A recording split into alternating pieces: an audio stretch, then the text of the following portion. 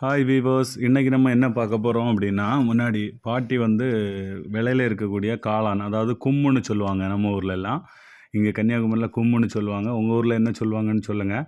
அந்த கும்மு தான் ரொம்ப மிருத்திகர்ஷி வந்து ரொம்ப ஆசைப்பட்டனால நம்ம சூப்பர் மார்க்கெட்லேருந்து வாங்கியிருந்தோம். 2 பாக்ஸ் வாங்கி இப்போ கழுவிட்டாங்க. அடுத்தது மஞ்சள் பொடி போட்டு கழுவ போகிறாங்க. ஏன்னா அதில் இருக்கக்கூடிய அந்த டஸ்ட் எல்லாம் போயிடணும். ஆனாலும் நம்ம விலையில் எடுக்கிற காளான் மாதிரி இது இல்லை. இப்போது மஞ்சள் பொடி போட்டு நீட்டாக கழுவி வச்சுருக்காங்க. இனி இதை சின்ன சின்னதாக கட் பண்ண போகிறாங்க. கட் பண்ணுறாங்க. இது வந்து நல்ல ஹெல்த்தி. நல்ல மழை காலங்களில் அதிகமாக நம்ம வீட்டு பக்கத்திலே இது நல்லா வளர்ந்துருக்கும். அதை எடுத்து சின்ன பிள்ளைகளுக்கெல்லாம் நல்லா பழைய காலத்தில் இப்போல்லாம் வந்து மசாலா அது இதெல்லாம் போட்டு பண்ணுறாங்க. முன்னாடி மிளகு பொடி, உப்பு இதெல்லாம் போட்டு சும்மா தாளித்து வறுத்து எடுப்பாங்க. அந்த ஃபார்மெட்டில் தான் எடுக்க போகிறோம். இப்போ நம்ம வந்து இதை கட் பண்ணி எடுத்தாச்சு.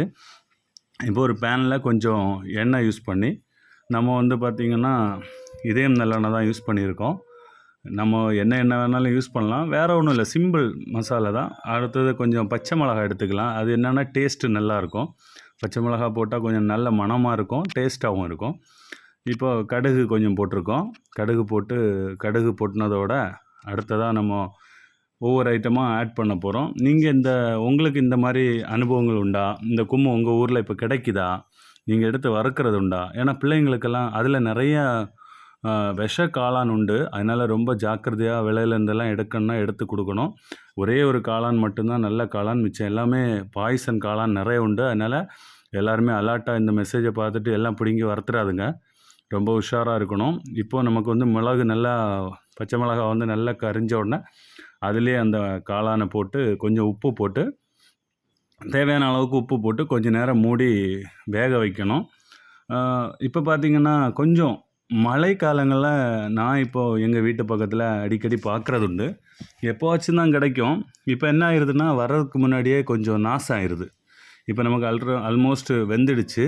இப்போ பார்த்திங்கன்னா கொஞ்சம் மிளகாய் பொடி, தேவையான அளவுக்கு மிளகு, ஏன்னா நம்ம ஏற்கனவே பச்சை மிளகு போட்டிருக்கனால கொஞ்சோண்டு மிளகாய் பொடி போட்டால் போதும். இது வந்து சிம்மில் வச்சு வேக விட்டுருக்கோம். ஓரளவுக்கு வெந்துட்டு இனி இந்த மசாலா போட்டு கொஞ்சம் மஞ்சள் பொடியும் போட்டிருக்கோம். இனி என்ன பண்ண போகிறேன் அப்படின்னா இதை ஃபுல் ஃப்ளேமில் வச்சு நல்லா ஃபுல்லாக கிண்டி கொடுக்கணும். கிண்டி கொடுத்து ஃப்ரை பண்ணி எடுக்கணும். அந்த மாதிரி ஃப்ரை பண்ண போகிறோம். நீங்களும் இந்த மாதிரி உங்களுக்கு இந்த மாதிரி அனுபவங்களெல்லாம் உண்டுன்னா எங்களுக்கு கமெண்டில் சொல்லுங்கள். எங்கள் வீடியோ தொடர்ந்து பார்க்க லைக் பண்ணுங்கள், சப்ஸ்கிரைப் பண்ணுங்கள், தொடர்ந்து ஆதரவு கொடுங்க. இதே மாதிரிப்பட்ட பழைய காலத்து உணவுகளை உங்களுக்கு நாங்கள் கொடுக்குறோம். பழைய காலத்தில் மறக்கப்பட்ட விஷயங்களை உங்களுக்கு கொடுக்குறோம். பாருங்கள், நல்லா சூப்பராக ஃப்ரை ஆகிடுச்சு. இப்போ நம்ம வந்து இதை கொஞ்சம் 2 வத்தல் போட்டுக்கலாம், இல்லைனா வத்தல் பொடிச்சு கூட போட்டுக்கலாம். இப்போ இதை வந்து ஒரு பாத்திரத்துக்கு மாற்றி அதை வந்து கருவேப்பிலை மூலமாக டெக்கரேட் பண்ணியிருக்கோம். இதை எங்கள் பாட்டி முன்னாடி இப்படி வறுத்து தருவாங்க. நல்ல டேஸ்ட்டாக இருக்கும். மழைக்காலனாலே நிறைய குருத்து இருக்கும். பாருங்கள், மிர்த்தி சாப்பிட்டு சூப்பராக இருக்குது அப்படின்னு சொல்லியிருக்காங்க. நன்றி.